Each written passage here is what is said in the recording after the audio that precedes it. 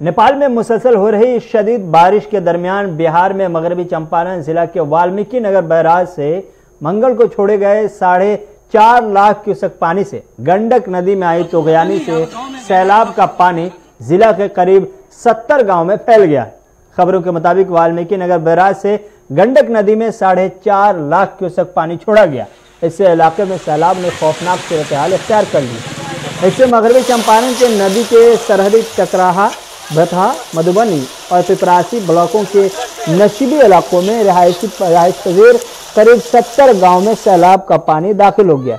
इंतजामिया की जानिब से नशीबी इलाकों में रिहायश पजीर इन सभी मुतासरा गाँव के लोगों को महफूज मकाम पर पहुँचाने में मदद की जा रही है। गंडक नदी के किनारे वाक़ई इंतहाई अहम पिपरासी पुस्ताक के कई मकामात पर पानी का जबरदस्त दबाव देखने को मिल रहा है।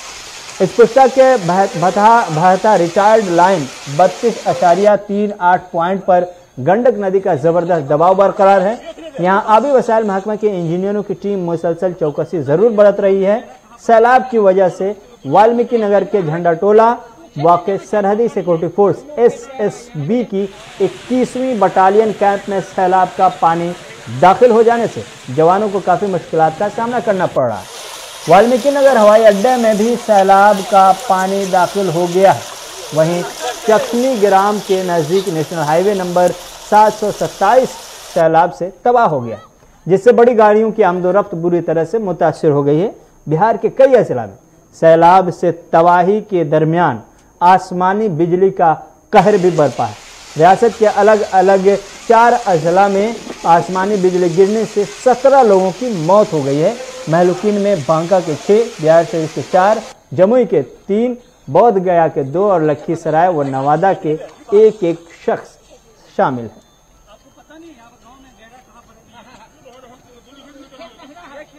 बिहार से यूपी लाते हैं आपको। यूपी के गाजियाबाद में जर्नलिस्ट विक्रम जोशी की आज सुबह अस्पताल में इलाज के दौरान मौत हो गई है। तीर की रात बदमाशों ने सरेआम उनके सर में गोली मारी थी।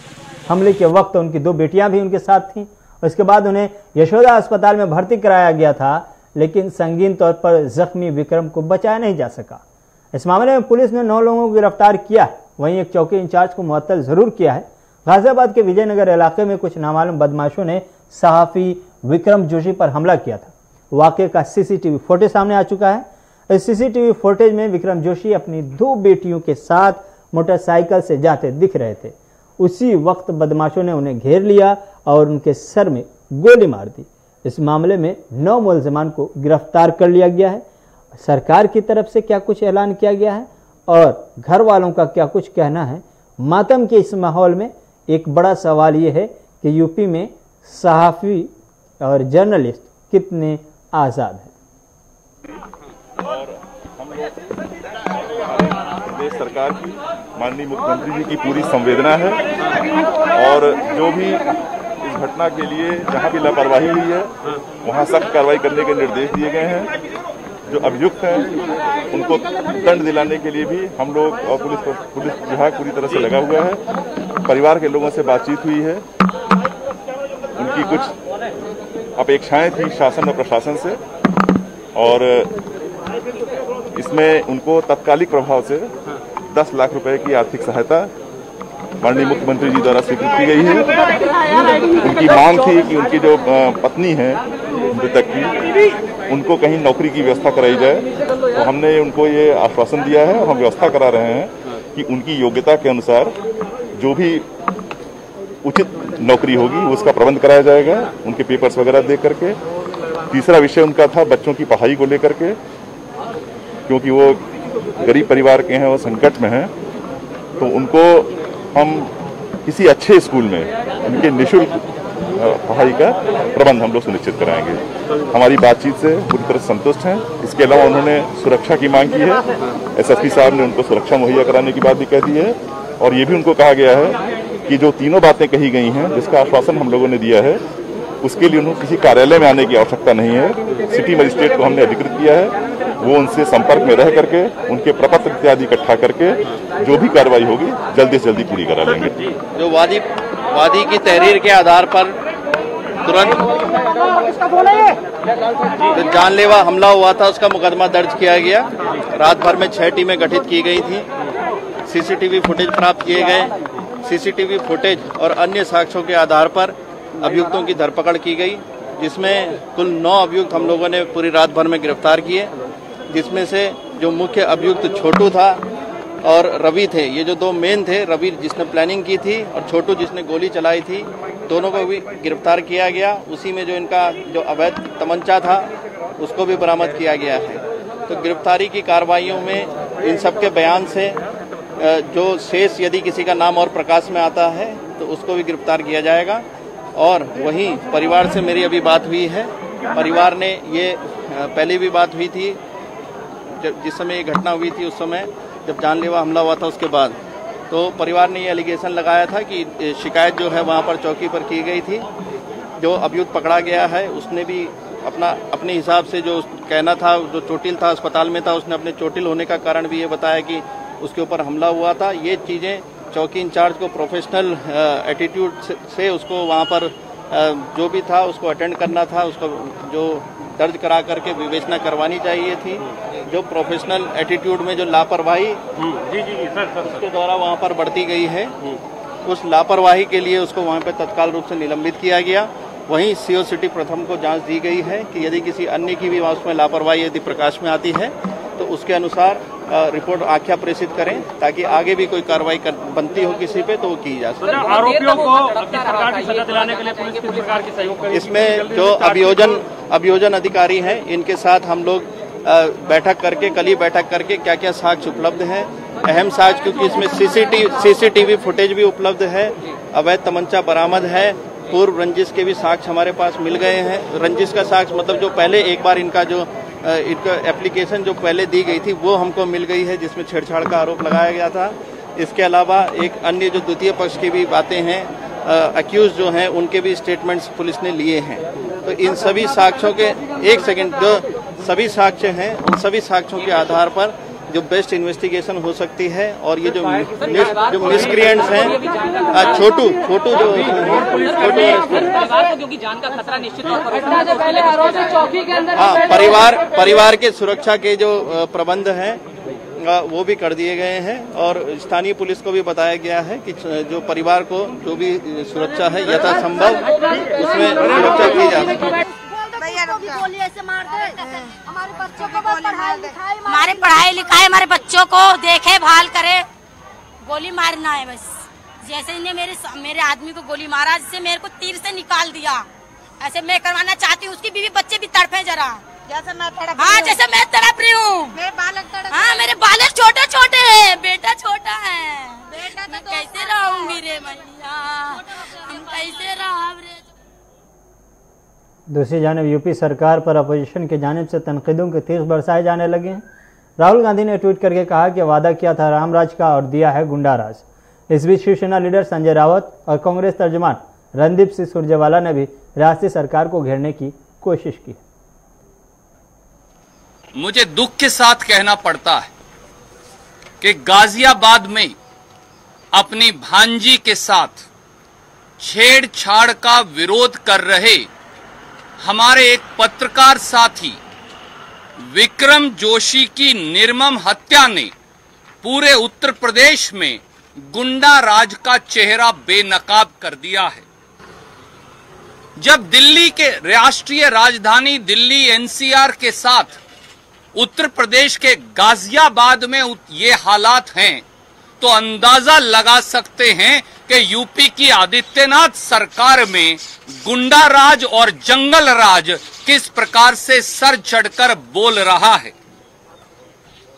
दिवंगत पत्रकार हमारे साथी विक्रम जोशी के परिजनों के साथ तो मैं अपनी संवेदनाएं व्यक्त करता हूं, पर क्या ये नहीं दर्शाता कि उत्तर प्रदेश, जहां से प्रधानमंत्री खुद सांसद हैं और जहां राम राज्य की स्थापना करने का वादा कर आदित्यनाथ सत्ता में आए थे, राम राज्य तो दूर, प्रदेश में व्यापक गुंडा राज भाजपाइयों ने पैदा कर दिया है।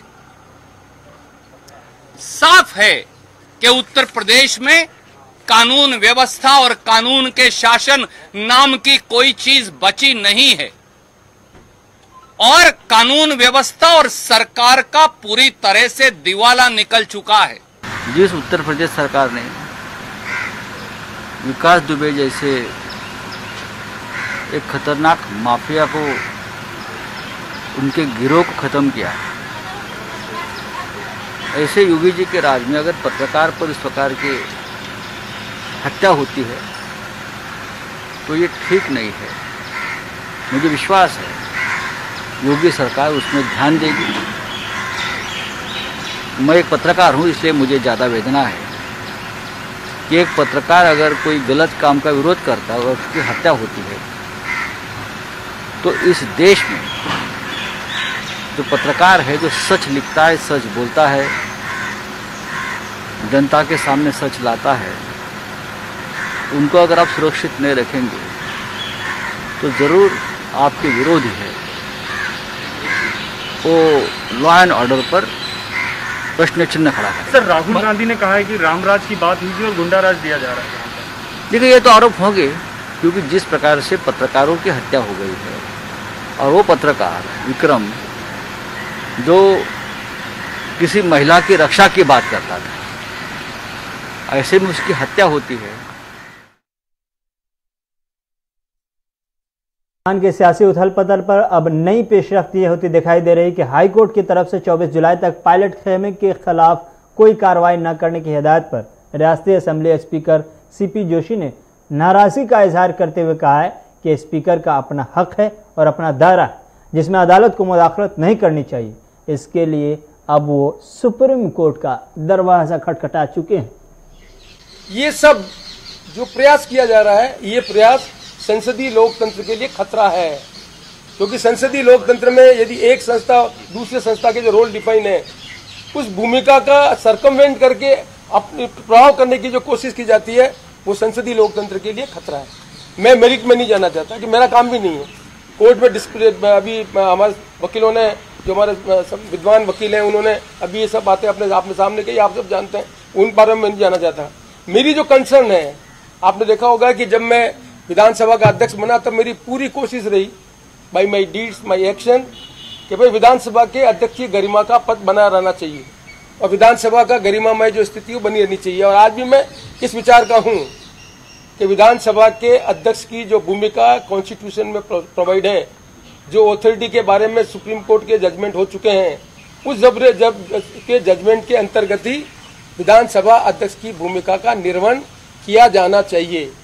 ये किसी भी व्यक्ति को ये अधिकार नहीं है कि वो कोर्ट को सरकमवेंट करके उस लक्ष्य को प्राप्त करना चाहे, जिस लक्ष्य को करना चाहे, वो मैं समझता हूं कि संसदीय लोकतंत्र के लिए ठीक नहीं है। इसलिए मैंने ये महसूस किया कि कोर्ट ने जो भी जजमेंट दिए उसका मैंने सम्मान किया। मुझे पहले कहा गया कि 21 तारीख को आज तक रखो, मैंने उसको भी स्वीकार किया गया। कल भी उन्होंने कहा, उसको भी मैं स्वीकार करता हूं। लेकिन यदि ये स्वीकार्यता का मतलब ये है कि एक अथॉरिटी और दूसरी अथॉरिटी के रोल के डिफाइन करने में एनक्रोचमेंट होता है, तो ये बड़ा खतरा है संसदीय लोकतंत्र के लिए। इसलिए मैंने आज निर्णय किया कि मेरे काउंसिल को सुप्रीम कोर्ट में एसएलपी देने के लिए मैंने आज कहा है कि सुप्रीम कोर्ट में ये एसएलपी दे कि क्यों हम we are heading for a constitutional crisis. कि रोल डिफाइन है स्पीकर की और कॉन्स्टिट्यूशन में वो अथॉरिटी है, अथॉरिटी अपने रोल को कैसे डिस्चार्ज करे, ये वेल डिफाइन है। उस वेल डिफाइन को अंतर्गत यदि सरकमवेंट करके अपने लक्ष्य को प्राप्त करने के लिए कोई निर्णय होता है तो ये उस अथॉरिटी को डिमिनिश तो स्पीकर की जानिब से सुप्रीम कोर्ट का दरवाज़ा खटखटाया जा चुका है और अर्जी दाखिल की जा चुकी है। राजस्थान के सियासी उथल पुथल के बीच आज ईडी ने सीएम अशोक गहलोत के बड़े भाई अगर सिंह गहलोत के घर पर छापा मारा। छापे के दौरान ईडी की टीम पीपीई किट पहनकर वहां पहुंची। ईडी की टीम वहां दस्तावेजात की जांच में जुटी। टीम सुबह तकरीबन 11 बजे अगर सिंह गहलोत के मंडोर थाने के पीछे 9 मील वाक़े घर पर पहुंची। उससे कुछ पहले ही ईडी ने रियासत में वज़ीर आला अशोक गहलोत के करीबी कांग्रेस रहनुमा के घर भी छापे मारी।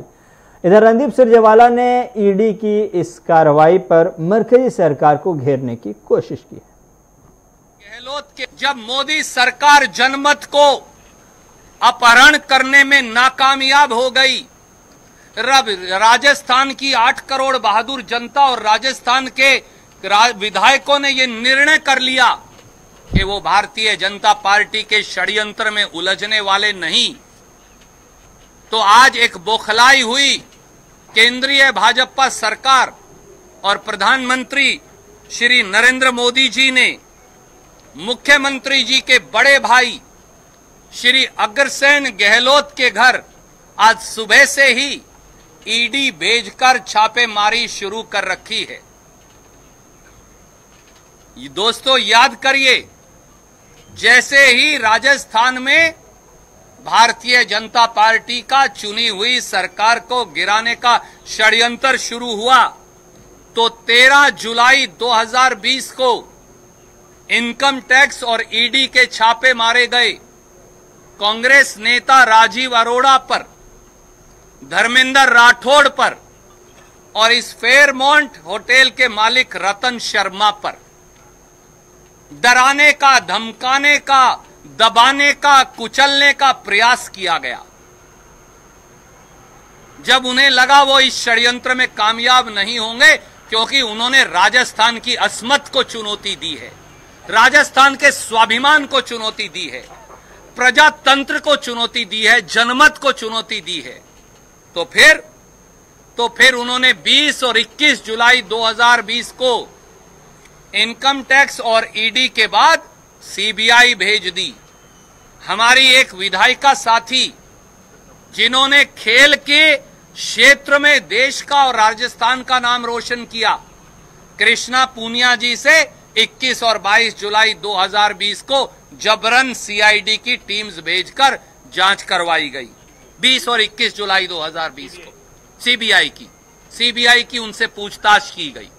सब जानते हैं सीबीआई की ये 20 और 21 जुलाई की कृष्णा पूनिया जी से पूछताछ दिल्ली में बैठे हुक्मरानों और निरंकुश। दूसरी जानिब राजस्थान बीजेपी भी मैदान में आई और उन्होंने भी स्पीकर के रोल और फैसले पर अपनी बात रखी। क्या कुछ कहना है राजस्थान बीजेपी का, आप खुद सुनिए। करना और कानून को अपना काम करना है, और भारत के लोकतंत्र की खूबसूरती ये है कि उसमें जब विधायिका में चर्चा के बाद में कोई समाधान नहीं होता तो न्यायपालिका उस पर पूरी तरीके से व्याख्या करती है। ये केवल पहला इंसिडेंट नहीं है, अनेकों अवसरों पर संवैधानिक व्यवस्थाओं की, प्रावधानों की व्याख्या अलग अलग रूपों में अलग अलग समय पे हुई है। ये सामान्य सी बात है कि जो परिस्थितियां उत्पन्न हुई है उसका समाधान किस तरीके से हो, तो अंत में हम ये मानते हैं कि न्यायपालिका जो निर्देशित करती है उसकी अनुपालना सब लोग करते हैं।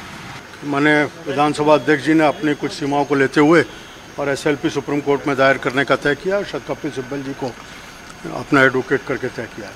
क्योंकि मैंने पिटीशन देखी नहीं किन ग्राउंड पे कैसा तय किया, इसलिए मैं अभी उस पर कमेंट उसके ऊपर नहीं कर सकते, और ये उनका अधिकार है कि अपने अधिकारों को लेकर के सुप्रीम कोर्ट जाने की बात करेंगे। लीगल इंटरप्रिटेशन है, एक बार तय होगा। जहाँ तक सुप्रीम हाई कोर्ट का फैसला है, उन्होंने अपने जजमेंट को रिजर्व किया है, और ये भी राइट हाई कोर्ट का है जजमेंट को रिजर्व करते हुए। जनरल लीगल प्रॉपर्टी होती है जब हाई कोर्ट में कोई इशू पेंडिंग है और उस इशू के ऊपर फाइनल जजमेंट के लिए पेंडिंग है, तो दोनों पार्टी। हिंदुस्तान में लगातार दूसरे दिन कोरोना वायरस से शिफायाब होने वालों की तादाद में इजाफे के साथ गुज़श्ता 24 घंटों के दौरान कोरोना के 28,000 से ज़्यादा अफराद सेहतमंद हुए हैं, जिससे शिफायाब होने वालों की तादाद 7,53,000 हो गई है। मुल्क में पहली बार एक दिन में 28,472 अफराद सेहतमंद हुए। इसी दौरान वायरस के 37,724 नए केसेज भी रिपोर्ट किए गए, जिससे मुतासरा अफराद की तादाद बढ़कर 11,93,000 यानी करीब 12 लाख के आसपास पहुंच गई है। मरकजी वजारत सेहत की जानिब से जारी किए गए ताज़ा तरीन आदाद शुमार के मुताबिक मुल्क में गुज़श्ता 24 घंटों के दौरान कोरोना वायरस के 37,724 केसेज की तस्दीक हुई, जिससे मुतासरा अफराद की मजमूई तादाद 11,92,915 हो गई, जबकि अमवात की तादाद 648 से बढ़कर अब 28,732 हो गए। इसी दौरान 28,472 मरीज सेहतमंद भी हुए हैं और अब तक 7,53,050 अफराद कोरोना से शिफायाब हो चुके हैं। इस वक्त मुल्क में कोरोना वायरस के 4,11,133 एक्टिव केसेज हैं। दिल्ली में भी कोरोना वायरस का कहर जारी है और दिल्ली में कोरोना वायरस के बीच एक अच्छी खबर भी सामने आई है। एक सर्वे किया गया है जिसमें यह नतीजा सामने आया है कि दिल्ली में कोरोना वायरस की वजह से होने वाली हलाकतों की तादाद बहुत कम है। क्या है सर्वे? रियासती वज़ीर सेहत सत्येंद्र जैन ने तफसीलात बयान की। बॉडी बनने का मतलब है कि आपको कोरोना का इन्फेक्शन हुआ था और आप ठीक हो चुके हैं। उस सर्वे के कल रिजल्ट आए हैं जिसको एनसीडीसी और दिल्ली सरकार ने मिलकर किया था। तो लगभग 24% लोग यानी दिल्ली की टोटल आबादी का 1/4 हिस्सा उसमें एंटीबॉडीज पाई गई हैं। इसका मतलब कि दिल्ली की 1/4 आबादी के अंदर इन्फेक्शन हो चुका है और वो लोग रिकवर कर चुके हैं। उसमें से ज़्यादातर लोगों को नहीं पता था कि उनको इन्फेक्शन हुआ है। ये सीरो सर्वे किया गया था, इसकी डेट थी 27 जुलाई से लेकर 27 जून से लेकर 5 जुलाई तक इसके सैंपल लिए गए थे।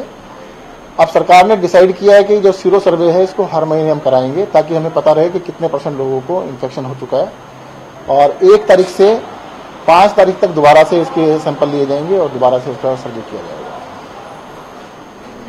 76% आबादी अभी भी इस तरह की बची। दूसरी जानिब डॉक्टरों का मानना है कि अगर ये रिपोर्ट सही है और ये सर्वे सही है और इसकी बुनियाद और तरीके में किसी किस्म की कोई खामी नहीं है तो ये अपने आप में एक बड़ी खुशाइंद खबर है दिल्ली वालों के लिए।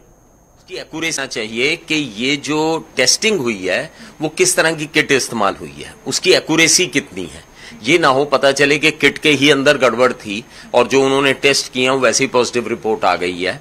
तो सबसे पहले तो इसकी ऑथेंटिसिटी देखनी बड़ी जरूरी है क्योंकि 18 करोड़ यानी 180 मिलियन लोगों के अंदर अगर एंटीबॉडीज मिल रही हैं तो इसका मतलब इतने सारे लोगों को एक्सपोजर हो चुका है कोरोना का ऑलरेडी। तो ये सबसे पहले तो इसकी ऑथेंटिसिटी देखनी चाहिए। वैसे जो इन्होंने किया है वो 600 पिन कोड्स में 60,000 टेस्ट किए हैं, जैसा कि मैंने उसमें मीडिया रिपोर्ट्स में पढ़ा कि 60,000 टेस्ट किए हैं और उसके हिसाब से इन्होंने इसको मल्टीप्लाई करके पूरे देश पे लागू किया है। तो उसके हिसाब से 180 मिलियन यानी 18 करोड़ लोगों को कोरोना हो चुका है और उनकी एंटीबॉडीज डेवलप हो चुकी हैं। लेकिन अगर ये रिपोर्ट ठीक है तो ये बहुत एक खुशखबरी है, बहुत बड़ी खुशखबरी है। इसका मतलब यह है कि कोरोना से हमारे देश में जो है वो मात्र 28,000 के करीब मौतें हुई हैं और कोरोना का प्रकोप जो है वो 18 करोड़ लोगों को हुआ है। तो अगर उस वजह से मोर्टेलिटी देखें तो ये 0.0001% आती है, यानी कि 10,000 के ऊपर केवल। इधर उड़ीसा के बालासोर में एक मिसाइल टेस्ट किया गया जो कि कामयाब रहा। ध्रुवस्तर एंटी टैंक गाइडेड मिसाइल है जो एक बड़े निशाने पर कामयाबी के साथ वार किया जा सकता है। लेकिन इस मिसाइल की सबसे खास बात यह है कि यह मिसाइल पूरी तरह से मेड इन इंडिया है और यह मिसाइल को अटैक हेलीकॉप्टर पर तैनात किया जाएगा। खबर है कि यह मिसाइल उड़ीसा में डायरेक्ट और टॉप अटैक मोड में पूरी तरह से कामयाब टेस्ट पाया गया है और इस मिसाइल के रेंज के हवाले से कहा गया कि 4 किलोमीटर से लेकर 7 किलोमीटर तक ये सीधे तौर पर कामयाब वार कर सकता है। और अब ये अभी हेलीकॉप्टर के बिना किया गया है। अभी इसका टेस्ट जब हेलीकॉप्टर के साथ किया जाएगा तो दूरी में मजीद इजाफे की खबर है। तो इस वक्त जो खबर मिल पा रही है वो ये कि हिंदुस्तान को मेड इन इंडिया एक और मजीद मिसाइल मिल गया है और इसका टेस्ट बहुत ही कामयाब रहा है। अब ये इंडियन आर्मी को सौंप दिया जाएगा। तो ये उड़ीसा में टेस्ट किया गया है जो तस्वीरें इस वक्त आपकी स्क्रीन पर है।